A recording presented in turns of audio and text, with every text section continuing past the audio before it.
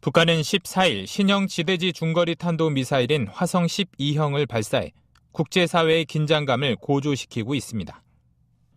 북한이 이번에 발사한 화성 12형이라 불리는 중거리 탄도 미사일 IRBM은 어떤 미사일을 말하는 걸까요? 주간 용어 돋보기, 오늘은 IRBM에 대해 알아보겠습니다. IRBM은 Intermediate Range Ballistic Missile의 약자로 중거리 탄도 미사일로 불립니다. IRBM은 ICBM보다는 짧은 3,000km에서 5,500km 사정거리의 미사일로 5,500km 이상 사정거리의 ICBM보다는 짧지만 다양한 목적으로 다룰 수 있는 전략형 미사일입니다. 최근 발사한 화성 10호와 북극성 2형, 화성 12형 등이 포함됩니다. 화성 12형은 지난 4월 북한 인민군 창건이 열병식에서 공개된 KN-08과 외형이 유사한데요. 북한은 화성 12형이 최대 고도 2,100km를 올라간 뒤 787km를 비행해 공해상의 목표 수역을 정확히 타격했다는 점과 대기권 재진입 성공은 물론 핵탄두 장착도 가능하다고 주장하고 있습니다. 하지만 국방부는 16일 탄두 재진입의 안정성 여부는 추가 검증이 필요하고 ICBM급에는 미치지 못하는 수준으로 평가했습니다. 그러나 화성 12형은 고각이 아닌 정상 각도로 발사할 경우 괌 미군 기지를 비롯해 태평양 지역의 미군 기지까지 도달할 수 있는데요. 이번엔 1단 추진체로 발사했지만 2단 추진체로 무수단 엔진을 얹을 경우 사거리 1만 킬로미터 이상의 ICBM이 될 수 있다고 평가하고 있어 국제사회가 크게 긴장할 수밖에 없는 상황입니다. 국제사회에 계속되는 제재와 압박에도 무력 도발을 멈추지 않는 북한. 무모한 도발의 끝은 결국 자멸이라는 점을 명심하고 하루빨리 평화의 길에 들어서길 바랍니다.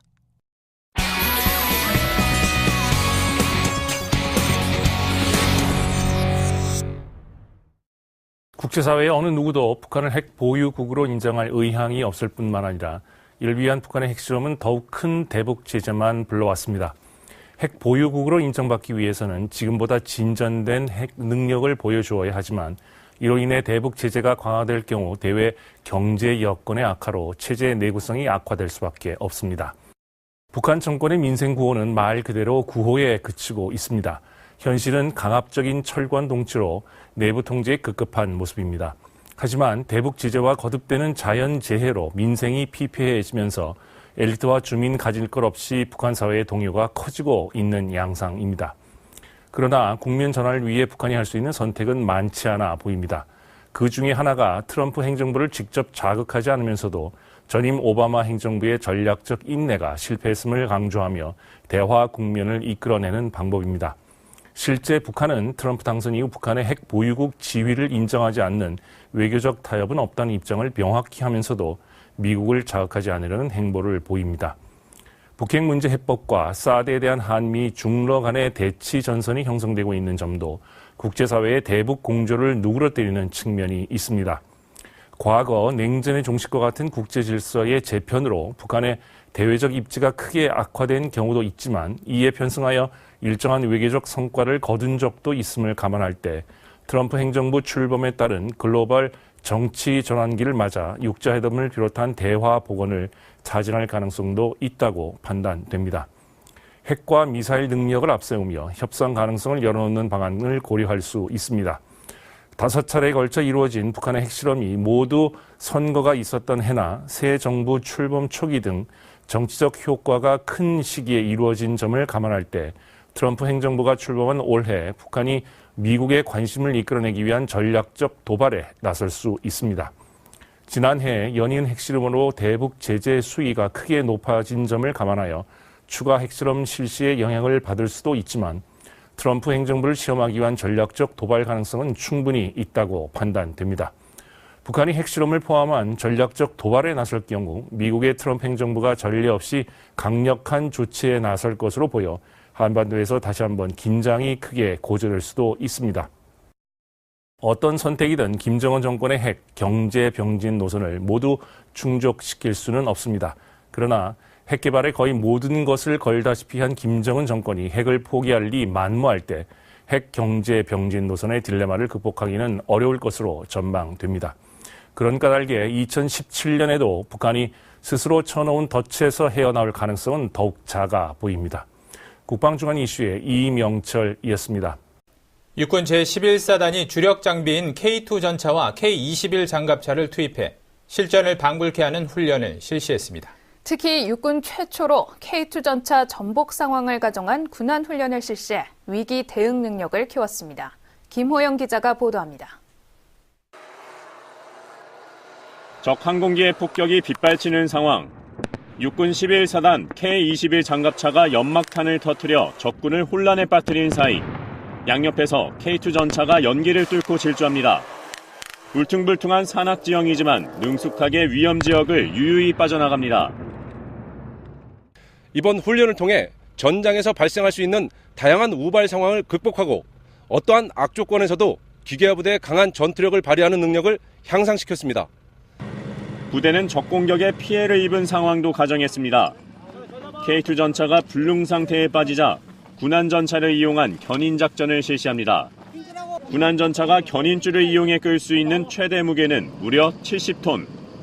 55톤에 육박하는 K2 전차를 경사지 위로 가볍게 끌어올리며 이동로를 확보합니다. 평소 접할 수 없었던 악조건 상황에서의 훈련을 통해 어떤 상황에서도 싸워 이길 수 있는 자신감을 배양했습니다. 여러 악조건을 가정한 훈련을 성공적으로 마친 부대는 앞으로도 최상의 전투력을 유지하기 위해 만전을 기울일 계획입니다. 국방뉴스 김호영입니다. 육군 36사단이 지난 17일 6.25 전쟁에 참전해 싸우다 전사한 네덜란드 참전 용사들에 대한 추모식을 했습니다.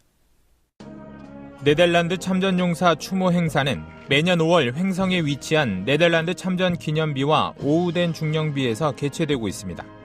올해 행사에는 로디 엠브레오츠 주한 네덜란드 대사와 빈센트 브룩스 한미연합사령관, 한규호 횡성군수와 이진성 36사단장 등 100여 명이 참석해 참전 용사들의 넋을 위로했습니다.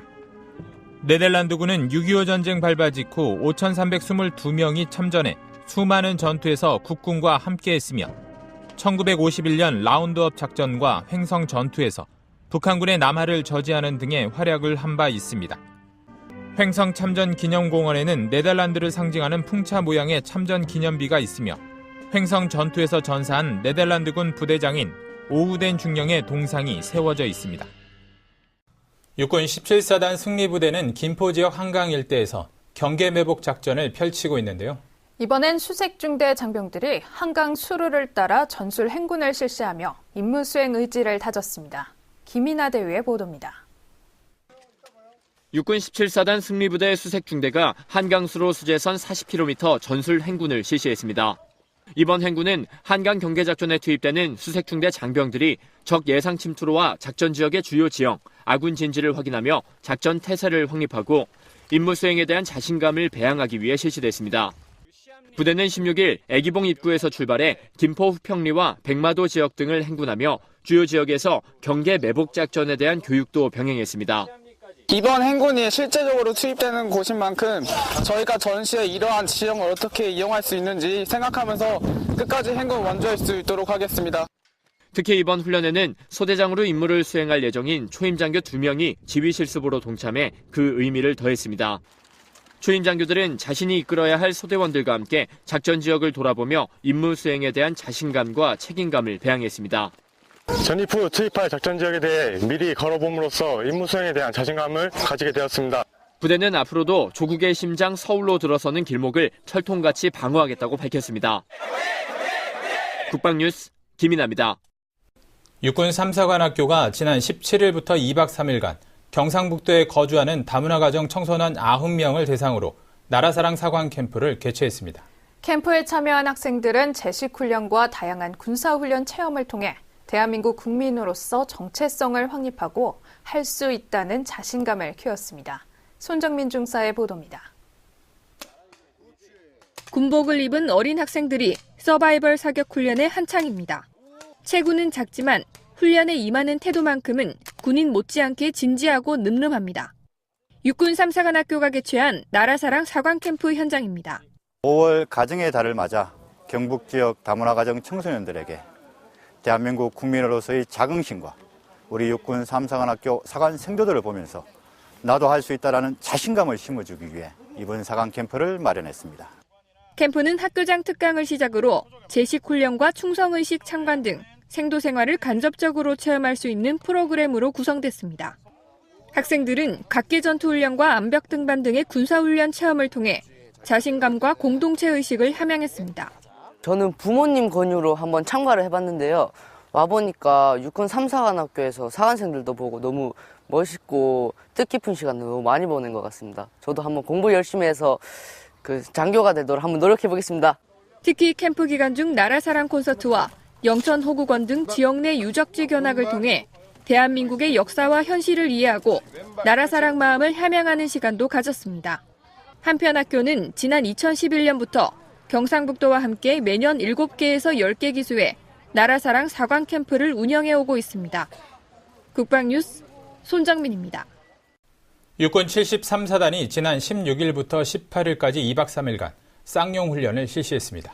동원 예비군을 비롯해 훈련에 참가한 장병들은 최고의 전투 기량을 발휘했습니다. 김지영 기자입니다. 육군 73사단이 실시한 쌍용 훈련에는 현역과 동원 예비군을 비롯해 모두 3천여 명이 참가했습니다. 각 훈련마다 직책별 필수과제 선정과 측정식 합격제를 적용해 훈련 성과를 높였습니다.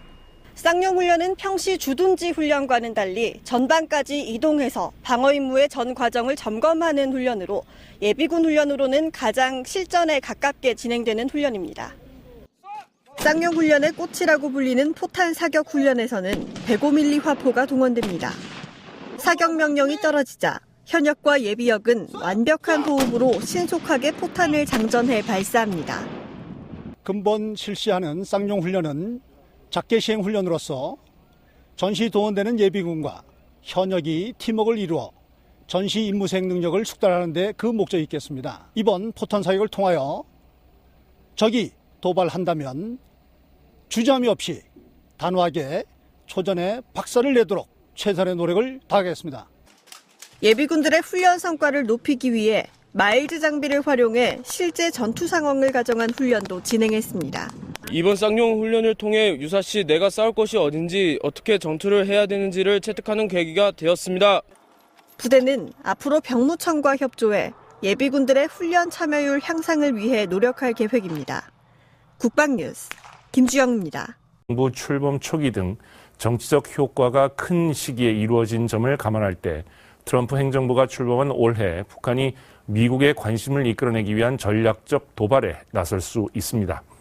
지난해 연이은 핵실험으로 대북 제재 수위가 크게 높아진 점을 감안하여 추가 핵실험 실시에 영향을 받을 수도 있지만 트럼프 행정부를 시험하기 위한 전략적 도발 가능성은 충분히 있다고 판단됩니다. 북한이 핵실험을 포함한 전략적 도발에 나설 경우 미국의 트럼프 행정부가 전례 없이 강력한 조치에 나설 것으로 보여 한반도에서 다시 한번 긴장이 크게 고조될 수도 있습니다. 어떤 선택이든 김정은 정권의 핵, 경제 병진 노선을 모두 충족시킬 수는 없습니다. 그러나 핵 개발에 거의 모든 것을 걸다시피 한 김정은 정권이 핵을 포기할 리 만무할 때 핵 경제 병진 노선의 딜레마를 극복하기는 어려울 것으로 전망됩니다. 그런 까닭에 2017년에도 북한이 한 도발의 끝은 결국 자멸이라는 점을 명심하고 하루빨리 평화의 길에 들어서길 바랍니다.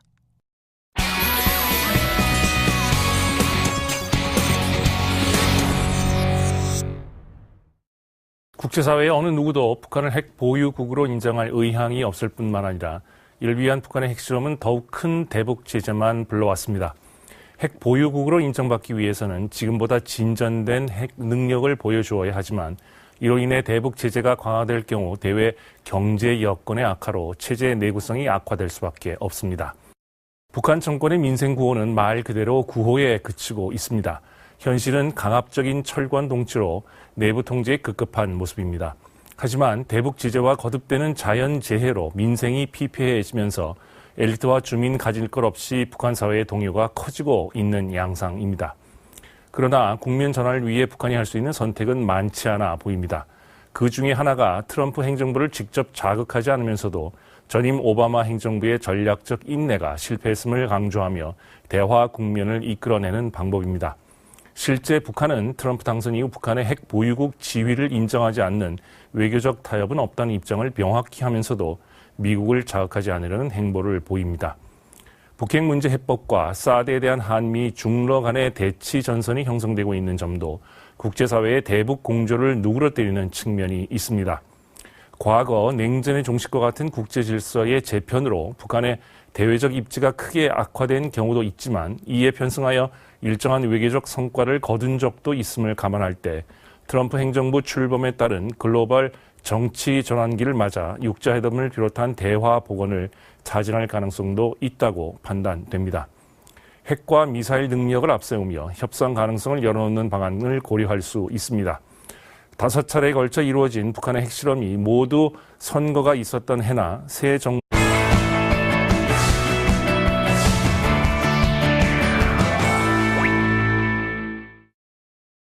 북한은 14일 신형 지대지 중거리 탄도 미사일인 화성 12형을 발사해 국제사회의 긴장감을 고조시키고 있습니다. 북한이 이번에 발사한 화성 12형이라 불리는 중거리 탄도 미사일 IRBM은 어떤 미사일을 말하는 걸까요? 주간 용어 돋보기, 오늘은 IRBM에 대해 알아보겠습니다. IRBM은 인터미디어트 레인지 벌리스틱 미슬의 약자로 중거리 탄도 미사일로 불립니다.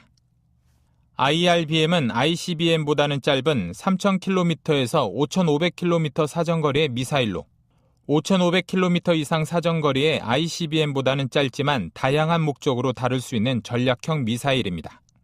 최근 발사한 화성 10호와 북극성 2형, 화성 12형 등이 포함됩니다.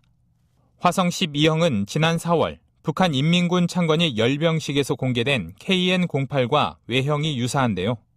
북한은 화성 12형이 최대 고도 2,100km를 올라간 뒤 787km를 비행해 공해상의 목표 수역을 정확히 타격했다는 점과 대기권 재진입 성공은 물론 핵탄두 장착도 가능하다고 주장하고 있습니다.